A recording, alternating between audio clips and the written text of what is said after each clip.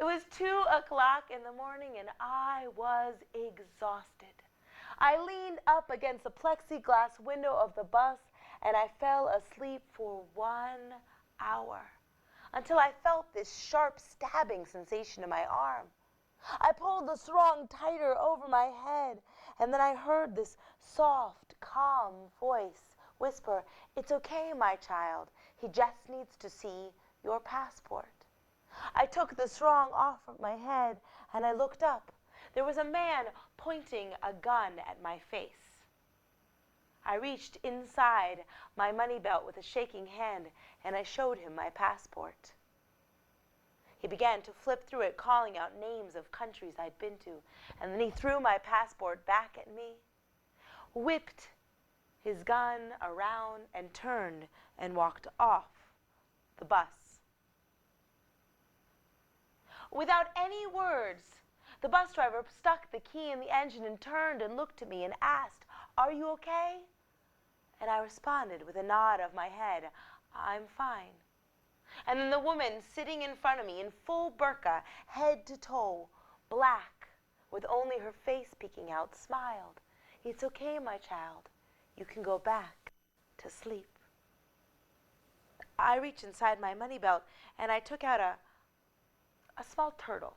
Not a real turtle, one that's made out of coconut shell and seashell. And I put it in my hand and I took a deep breath in and I closed my eyes. I tried to remember.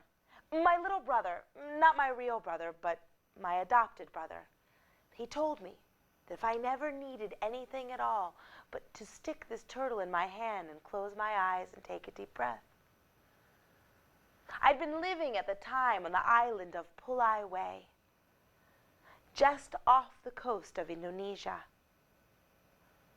It was my very last night there. He grabbed my hand at the end of dinner and he pulled me out. He asked me, come. We need to go to Gapang Beach." We stood in the middle of the beach. "Look up.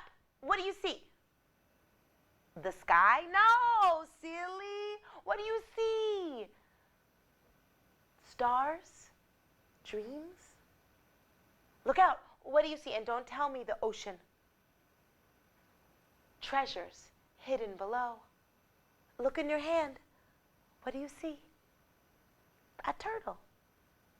It's for you." I held that turtle in my hand all night long.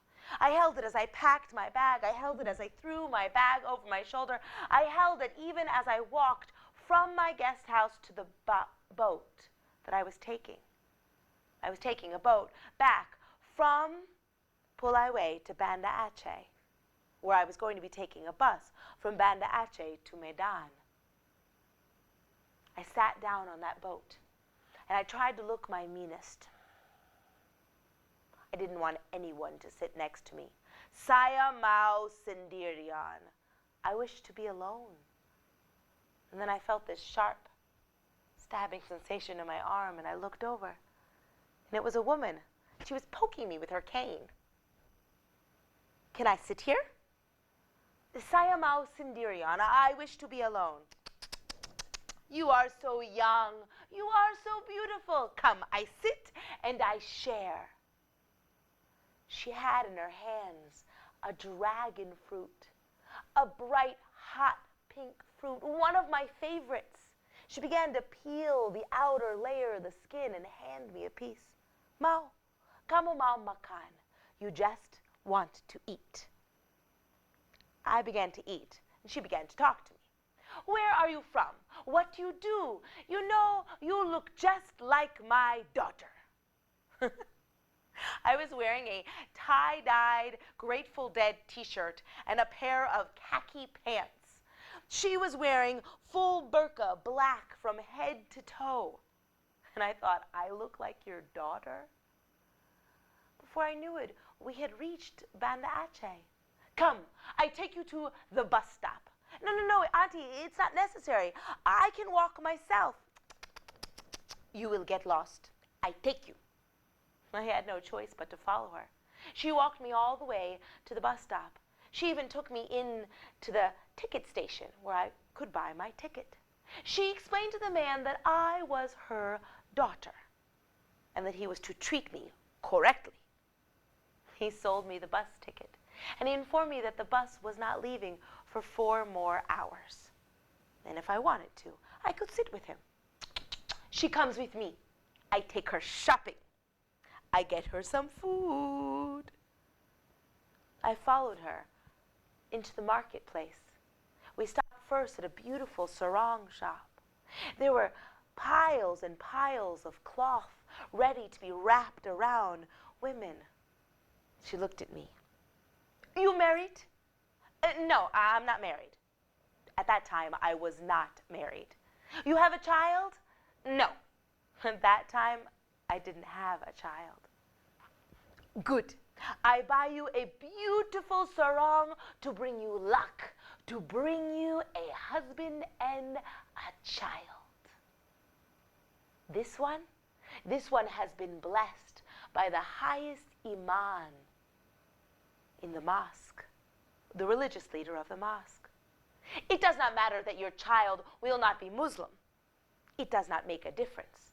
It is only that it is blessed. I took the sarong. It was quite a gift. And I put it in my bag, and then I turned and I followed her into the next shop. I offered to buy the groceries for our meal, and she slapped my hand and told me I was being rude. Before I knew it, I was on a tiny bus heading to her home. And when we got to her home, the first thing I noticed that her home was in the middle of nowhere. And that on either side of her home were shells of huge houses waiting to be built. I said to her, Auntie, what is this? She said, my husband has a special job. We are security. One day these houses will be built. It has been like this, though, for 10 years. But we do not care. 10 years, very good job. I ducked in order to enter her house, and I looked around. There were no pictures on the walls. I asked her if she could show me a picture of her daughter. She did. It was beautiful. Before I knew it, it was time for me to go. She gave me a snack to put in my backpack. She put me on a tiny little bus, and she told the tiny bus driver that it was his responsibility to make certain that I reached the big bus. That tiny bus driver nodded and said, for his sister, he would do anything. And then he took me to the big bus. And the big bus driver, he told me that he would find me the best seat. And just before he stuck keys in his engine, he turned and looked at me. And without any words, he asked me if I was okay. And I responded, I'm fine. I always wondered what happened to all those peoples. I never knew any of their addresses. I never knew any of their true names. I called them auntie, uncle, brother, sister, grandmother, grandfather, family. When I really want to know where they are and how they are, I take out that turtle.